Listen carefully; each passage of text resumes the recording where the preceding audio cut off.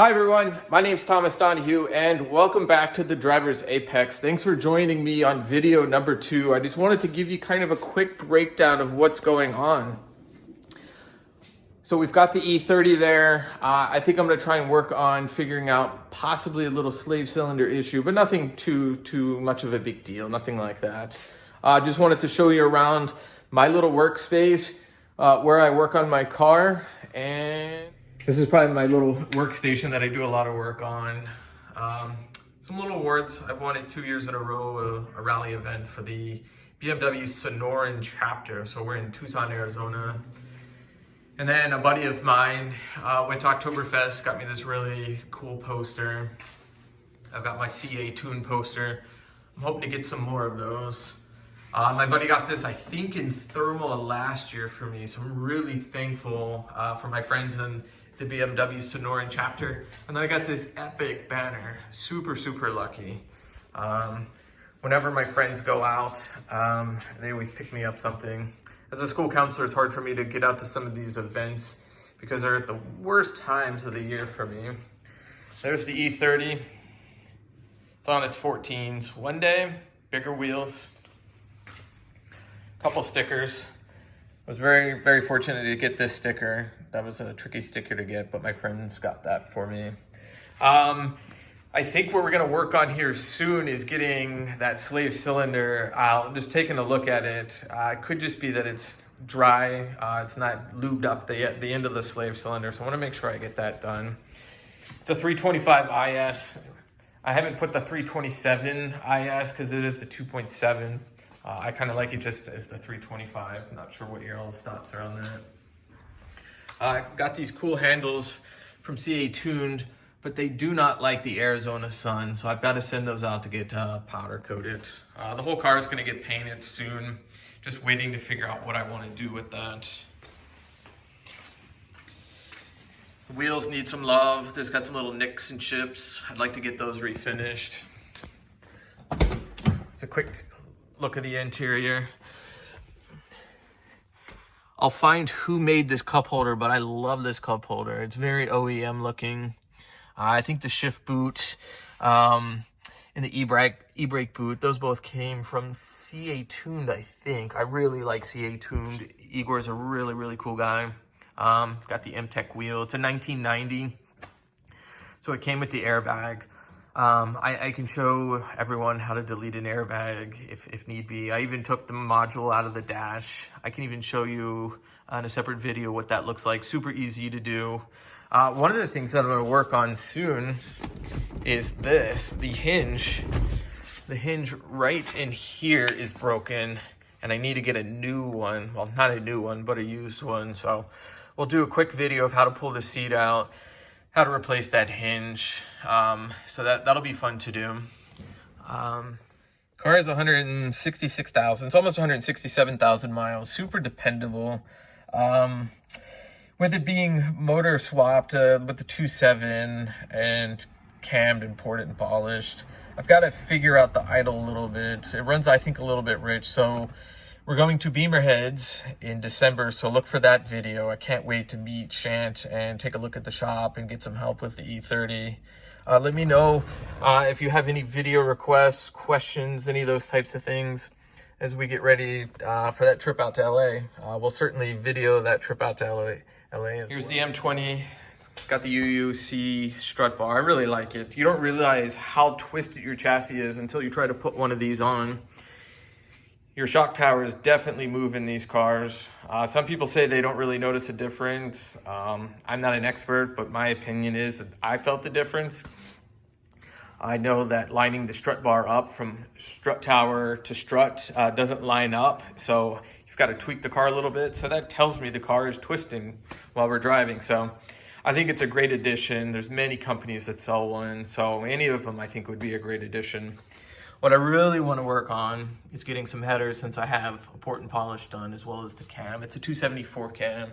Not sure what anyone's thoughts are on about getting a header, but I would love to get a header.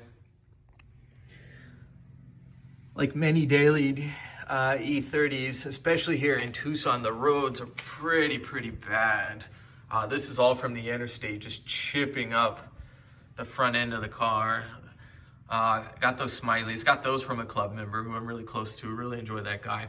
He's gonna let me do a review on his E30 M3. It's got a 2.5 Steve Dinan engine in it. Or at least it's been stroked to 2.5 by Steve Dinan. So look forward to that video. That's gonna be exciting. But yeah, all this needs to be painted. It's kind of rough, but it's daily driven. It's a ton of fun. I get a lot of stares and looks. All my students know who owns this car, and they're all waiting for when I get to school. Like any car person, there's always spares, spare air filter, BMW oil filters. I enjoy getting the original ones, just because I run the car hard. In 3,000 miles, the oil gets kind of dark, so I like using the best product that I can. I enjoy Driven, their oil, it's really good. The fuel additive's really good. Always got spares, especially when you work on your own car yourself. Got a spare 885 cylinder head in the back. Not sure if I want to build an engine on the side. What do you guys think? Love my cleaning products. And I've got a spare block sitting over here. You can see that engine was not running well. Definitely some coolant issues. So it might be a good donor, not sure, but that might be fun for a stroked engine. Maybe like a 3-liter or 2.9. Have another block sitting here as well. So lots of possibilities. Just let me know what you think. I've got the E30 325 IS. I love the way the hoods open on these cars. I absolutely love hoods that fold this way. There's something really neat about it. The only reason it can be a real pain is if you're trying to work anywhere up here. But that's not a big deal. It's super easy to take the hood off on these cars. I took the insulation off because the goal is to get the hood painted, and I have a little dent in there that needs to be fixed behind the insulation. So I'll give you a quick breakdown of the car, stuff like that in just a minute. All right, everybody, I'm off to the gym and the chiropractor, but that's life. We'll go ahead and we'll start working on this E30 soon. Got the Honda in the background. I'm gonna do a quick video of rear brake pads. They wanted to charge my wife $140 in labor to change rear brake pads. Shouldn't cost that much. I'm gonna do them real quick. I'll show you how it's done. It's super easy. I think it's easier than the E30, so look forward to that. That should be a real quick video. But off to the gym, off to the chiropractor. My goal is to get back to the E30, get under, check out the slave cylinder, and then we will post that video. Just finished at the gym. Yeah, the sun's in my eyes. It's kind of crazy. Did chest and tries, and it was out of breath. That feels great. It's weird when you look at this in the camera. You don't know where to look at, like if you're looking here, if you're looking there, where you're looking at. But yeah, it feels great. So hopefully I can get home and maybe try and get the car up and take a look at the slave zone. Traffic before we head home. We're in the Honda CR-V. And it's 168 whopping horsepower. Give it a little power. Got to kind of race people off the line over here. And back, we've got a little bit of some light. It's starting to get a little dark outside. Since it's around 6 o'clock or so. I think what we should try to do is, if I don't trip over anything, is try to get the car up. So let's do a quick time lapse of that. See how quick I can get all 4 wheels off the ground.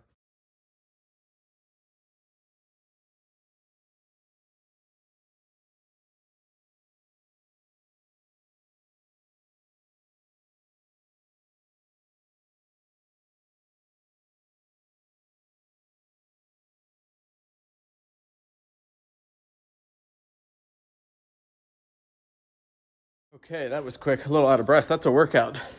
I feel like NASCAR style here. So all 4 wheels are put up. We've got the jack securely. Go ahead and just put a little pressure right underneath the transmission.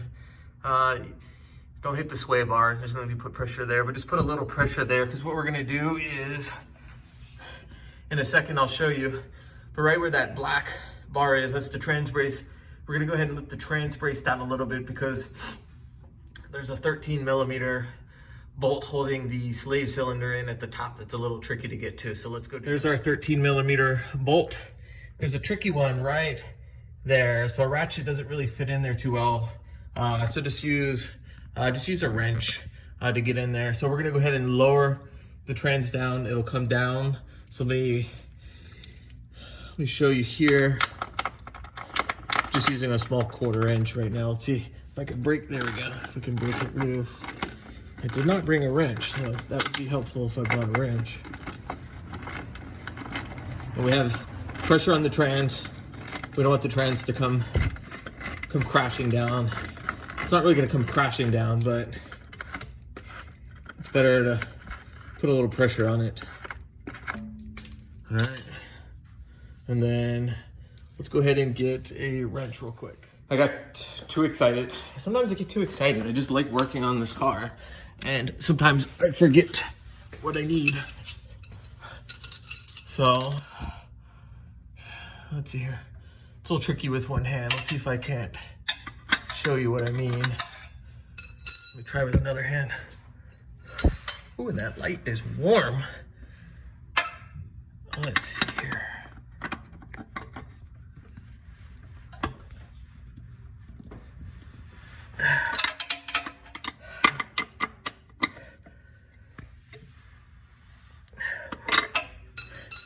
My buddy at European Auto Tech here in Tucson, last time I had the car serviced over there for something that I didn't want to take care of. It was the seal, I forget what they call it, the detent right there. So I had that replaced. I was a little too lazy, I think. Shame on me. But they did a great job. But yeah, he's a big dude. Oh, there we go. Getting that off. There we go. You'll see in a minute why getting the tension off of this is helpful to get to the slave cylinder. Because we're going right up there. You probably could get up there, but I like the trans being a little bit lower. So let me keep working on this, and then we will get to the slave cylinder. 13 on there with a swivel.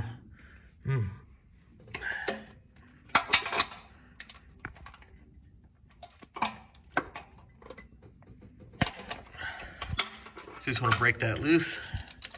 Sorry, it was a little fuzzy right there. So let's go ahead and take this 13 off. The next one's a little trickier. Let's make sure we keep an eye on where these bad boys are. I have lots of spares.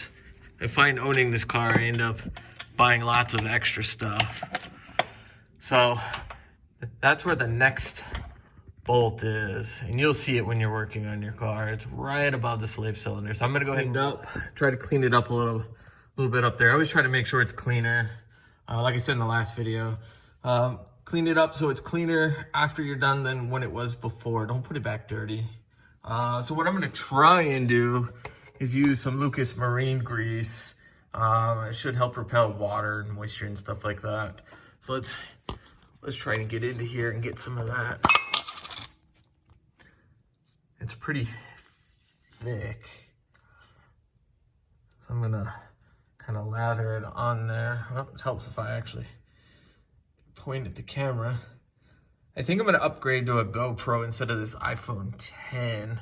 I think it'll help with videoing. I could put on a little tripod and point it and do different things. It's really hard one-handed working. I'm gonna go ahead and stick it back in, but I'm gonna do that off camera just so I don't make a big mess. So I'll return the last nut on. I haven't torqued it down yet, but the easiest way to do it is to go ahead and put the nut in there, sneak this up there, thread it on, and then we can go ahead and torque it down. We've got a nice little yappy dog in the backdrop. It's my neighbor, super cool. It's a beautiful sunset in Arizona. They're the best sunsets. So all we need to do is just jack this back up, put the nuts in, and then let's see how it's talking to my neighbors. I tend to be very talkative, and sometimes it's hard for me to get work done because I like talking to everybody, which is why having a YouTube channel is a ton of fun. because I really enjoy talking to everyone here. So this is the one that's kind of a pain. We just want to get it started. There we go.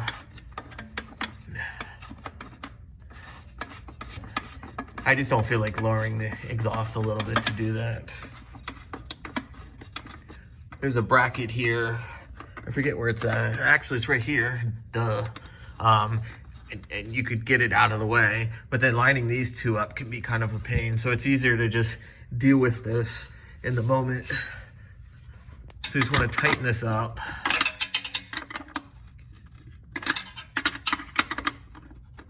Well, I'll end up doing this again because I want to get new transmission mounts. These are the E21 trans mounts with the metal little reinforcement cups. I think I got those from Garagistic. I like their stuff.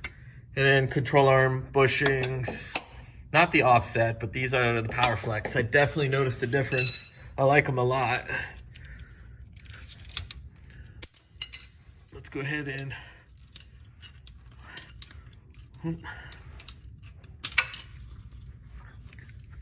I didn't want to use a foot-long extension with a swivel socket to do this part. So we just want to tighten this up. Same thing, just tight. There's no need to torque spec it. Yeah, all these are tight. Whenever I'm under here, I always just double check things. It can't hurt. Just see where we're at with everything. Let's just give this a double check. Because it is cammed. Things for some reason vibrate a lot on this car in terms of coming loose.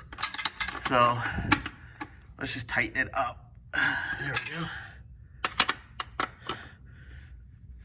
Okay, so that's tight. You'll notice I don't have the harmonic balancer on here, and that's because I have the Garagistic shifter set up in here. It was rubbing. I'm not sure why. I'd have to ask them about that, but it works just fine without the balancer in there. So let's go ahead and get this thing dropped. All right, so I had my wife pressing in the pedal. I pressed it for the first couple times and it still was squeaking. I was like, oh my gosh, it didn't work. But go ahead and keep pressing it in. So no more squeaking. So I think just that rubber on the tip of the slave cylinder was dry and pushing against the metal, just causing some squeaking, which I find to be a nuisance. So that's all taken care of. So I'm gonna go ahead and drop the car. Yep, so that's where the sound's coming from, is right from the clutch pivot fork pin. Stethoscope helps to diagnose that. Probably should have done what my buddies say, keep it simple, silly, and done that first before pulling the slave cylinder. But that's the beauty of this channel. It's unedited. You see my mistakes. But right there, that's a metal one, and I guess the grease has worn out. And you know what that means? To get it fixed is to pull the trans. Fun. So I'll probably ride it around for a little bit before we decide to remove the trans. But that is certainly at least a full day project for me. So we will wait for that video. I don't know when, but stay tuned. It's late. We'll just leave the car on jack stands for now. But it sounds like I'm going to be removing a trans, which I've done before on this car. I'll walk you guys through the process. It's not one that I enjoy. I don't know if I'm going to use a cherry picker to tilt the engine, or if I'm going to use one of the engine hoist things that sits on the inside of the engine bay. I have one of those. I'd have to rent a cherry picker or borrow a cherry picker from one of my friends. But I'm not looking forward to that. But I want to make sure that things are right. I can't stand the squeaky pedal, or I checked the bushings. It's not the bushings in the pedal. I attached a stethoscope, not sure where I'd put it at, but I attached a stethoscope to the clutch pivot fork pin, and that is precisely where the sound is coming from. So I am probably going to wrap this up. So you see where I probably made a mistake. I probably should have checked the clutch pivot fork pin instead of pulling the slave. I thought it was the slave cylinder. Like like my buddies say, keep it simple. Start with the simplest thing first. I've been doing this a while, and sometimes I don't. I tend to kind of go from zero to crazy all of a sudden trying to find the problem. But unfortunately, the fix is to pull the transmission, and I'll guide all of you through that process. Like this video, consider subscribing if you liked it. Let me know what kind of videos you're looking for. I'm hoping soon to start doing some driving videos with some buddies. We've got some great mountain roads here, so I'm really excited. Thanks for watching.